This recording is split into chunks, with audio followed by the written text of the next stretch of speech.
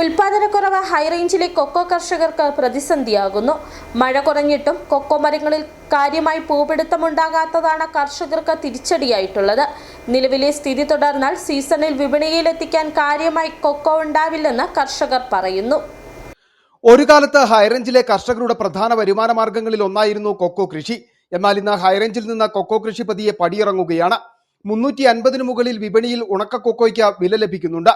പച്ച കൊക്കോയ്ക്കും ഭേദപ്പെട്ട വില ലഭിക്കുന്നു. എന്നാൽ കഴിഞ്ഞ കുറച്ച് കാലങ്ങളായി ഉണ്ടായിട്ടുള്ള ഉൽപാദന കുറവാണ് കൊക്കോ കർഷകരെ വലയ്ക്കുന്നത്.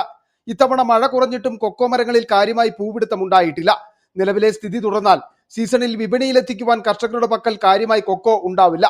ഉയർന്ന വില ലഭിക്കുന്ന ഘട്ടത്തിൽ കർഷകർക്ക് വിപണിയിലെത്തിക്കാൻ കൊക്കോ ഇല്ലാത്ത അവസ്ഥ കഴിഞ്ഞ കുറെ നാളുകളായി നിലനിൽക്കുന്നു.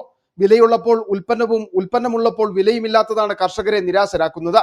മുമ്പ് കൃത്യമായ ഇടവേളകളിൽ കർഷകർക്ക് മെച്ചപ്പെട്ട വരുമാനം നൽകിയിരുന്ന കൃഷിയായിരുന്നു കൊക്കോയെങ്കിൽ ഉൽപാദന കുറവ് മൂലം കാര്യങ്ങൾ പാടെ മാറിമറിഞ്ഞു. പ്രതീക്ഷിച്ച വരുമാനം ലഭിക്കാതായതോടെ പല കർഷകരും കൊക്കോ മരങ്ങൾ വെട്ടിമാറ്റി മറ്റു കൃഷികളിലേക്കും തിരിഞ്ഞു.